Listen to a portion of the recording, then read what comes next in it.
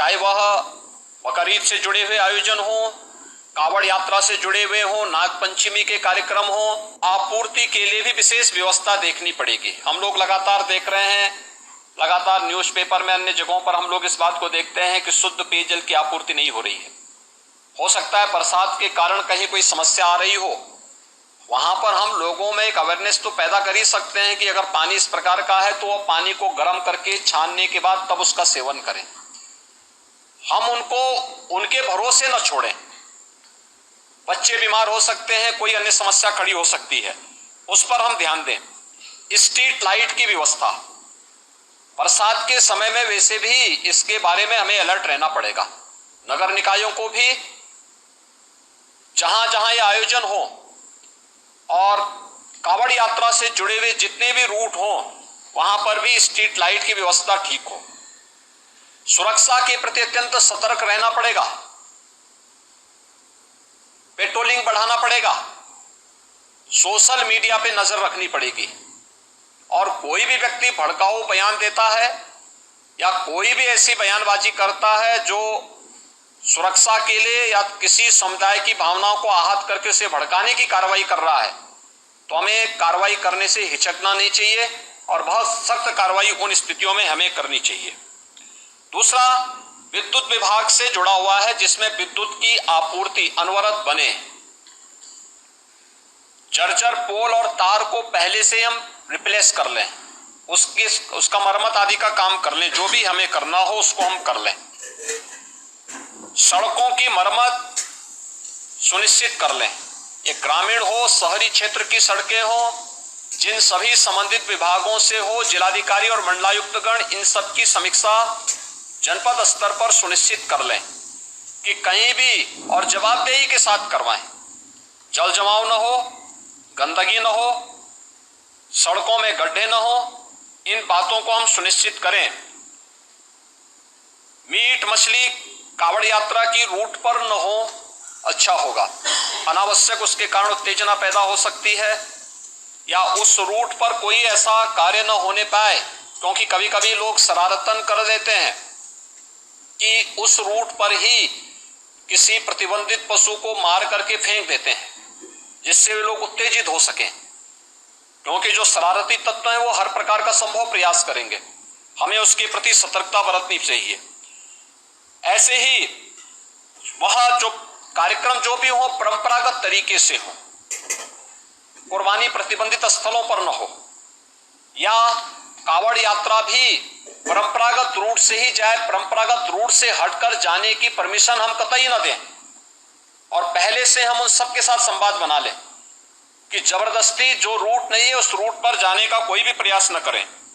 इन बातों को हम सुनिश्चित करेंगे हर जनपद में, और जहां पर इन सभी कार्यक्रमों के लिए विशेष कंट्रोल रूम की स्थापना करके निश्चित उसकी वहां पर नियमित समीक्षा भी की जानी चाहिए। पीस कमेटी की बैठक के बारे में मैंने पहले कहा, यातायात प्रबंधन के बारे में भी जहां आवश्यक हो वहां पर हमें लोकल स्तर पर उसकी व्यवस्था सुनिश्चित करनी चाहिए। अंतर जनपदीय समन्वय के साथ ही अंतरराज्यीय समन्वय को भी हम प्राथमिकता दें।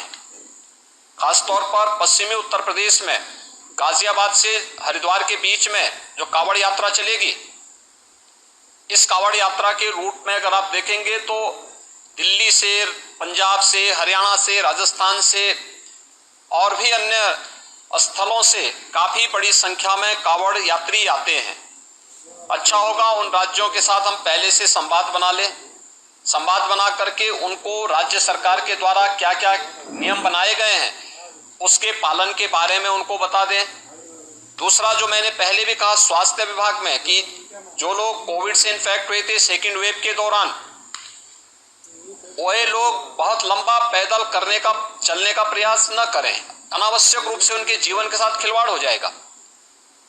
जा रहे हैं तो पानी की व्यवस्था सुनिश्चित करें, जगह जगह मेडिकल कैंप भी रहे और किसी भी प्रकार की कोई लापरवाही उन स्थलों पर न हो। इन बातों को हम ध्यान में रखेंगे।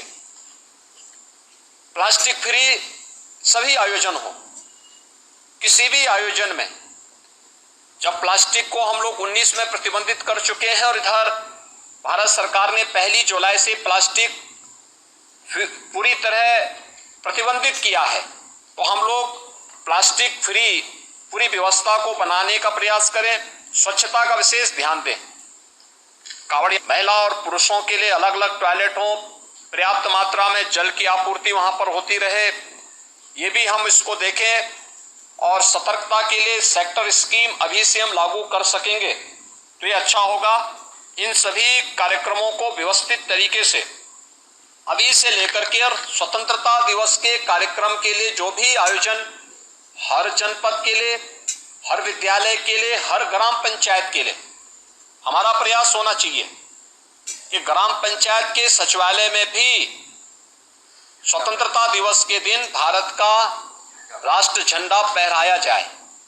नगर निकायों में होना चाहिए, हर नगर निकाय के अंदर अच्छा आयोजन होना चाहिए, सांस्कृतिक कार्यक्रम होना चाहिए, राष्ट्रभक्ति के गीतों को का वहां पर कार्यक्रम हो, स्वतंत्रता संग्राम सेनानियों को।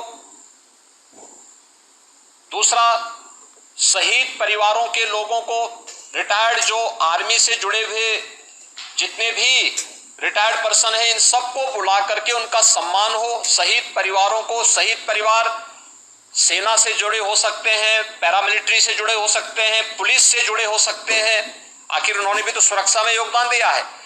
उन लोगों के सम्मान का कार्यक्रम होना चाहिए, हर एक जगह होना चाहिए।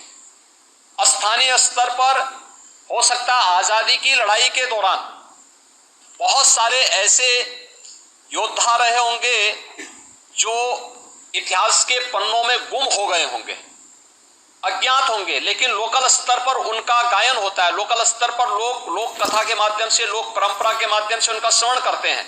अच्छा होगा उन ग्राम पंचायतों में उनकी तस्वीर है तो उस तस्वीर के साथ हम वहां पे उन्हें इस अवसर पर श्रद्धांजलि देने का कार्य करें, उन्हें नमन करने का कार्य करें।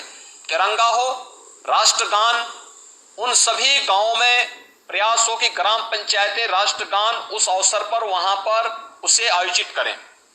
जिन गांवों में अमृत सरोवर बन चुके हैं, अमृत सरोवर के तट पर ही आयोजन हो सके तो अच्छा होगा। उसकी फोटोग्राफी कलेक्ट करें ग्राम्य विकास विभाग कि ग्राम पंचायतों के साथ संवाद बना करके ग्राम्य विकास और पंचायती राज विभाग वहां पर इस कार्यक्रम को आयोजित करें। नगर विकास विभाग भी इस बात को सुनिश्चित करें कि अगर अमृत सरोवर बन चुके हो तो अमृत सरोवरों के तट पर भी कुछ कार्यक्रम लोकल पार्षद के नेतृत्व में इन आयोजनों को हम कर सकेंगे। उसका अपना एक मैसेज होगा।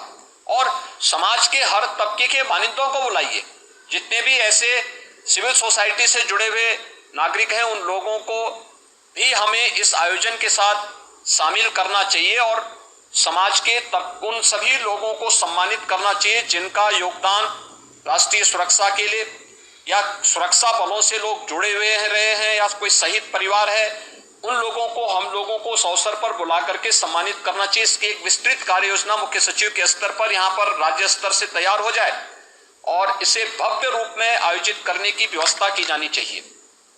अच्छा होगा कि बेसिक शिक्षा परिषद और माध्यमिक शिक्षा परिषद के बच्चों को प्रभात फेरी निकाली जाए उस दौरान, स्वच्छता को लेकर के, जल संरक्षण को लेकर के, वृक्षारोपण को लेकर के, शहीदों के चित्रों को लेकर के प्रभात फेरी निकले और फिर वहां पर उस आयोजन को विद्यालय परिसर में सांस्कृतिक कार्यक्रम के साथ साथ राष्ट्रभक्ति के गीतों के साथ हम इन कार्यक्रमों को आगे बढ़ा सकें।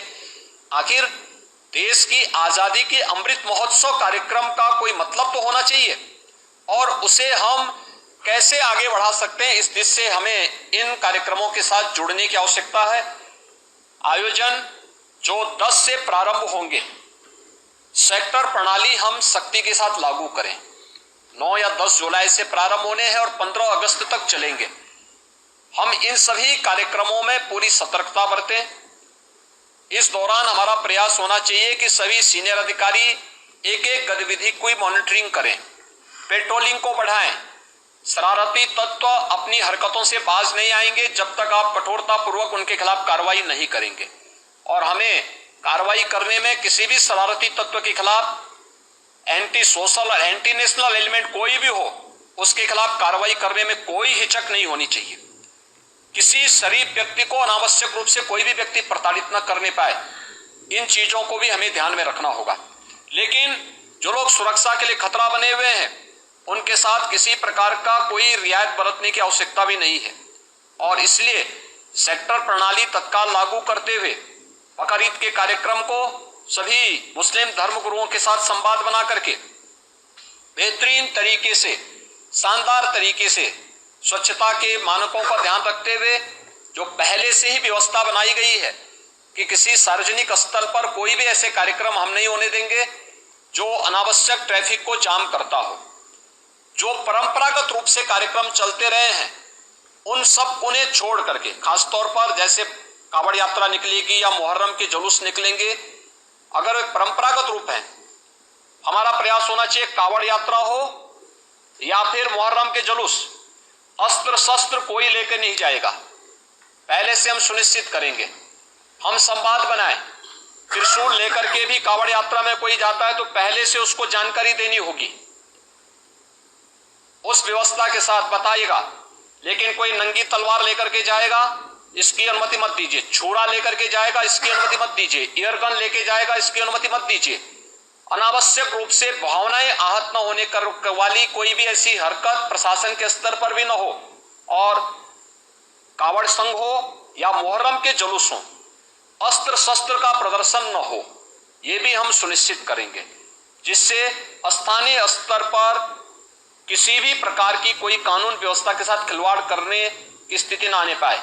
हर एक जुलूस जो भी निकले उसकी निगरानी होनी चाहिए, ड्रोन के माध्यम से, सीसीटीवी कैमरे के माध्यम से, वीडियोग्राफी के माध्यम से। हमें करने में कोई संकोच नहीं करना चाहिए। कावड़ यात्रा की जो निगरानी हेलीकॉप्टर के माध्यम से होती है वह पूर्व की भांति उसी प्रकार से इस वर्ष भी होगी।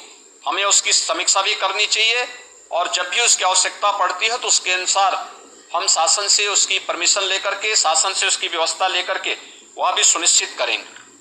डीजे एक निश्चित वॉल्यूम में ही बजना चाहिए और संवाद बना करके हम इस बात को सुनिश्चित करेंगे। हम प्रतिबंधित नहीं करेंगे, लेकिन उसको संवाद बना करके एक निश्चित वॉल्यूम में बजाने की परमिशन देंगे और उसमें केवल अगर कावड़ यात्री है तो कावड़ यात्री इस बात को सुनिश्चित करेंगे कि वे उसमें केवल भगवान शिव से जुड़े हुए भजन ही बजाएंगे।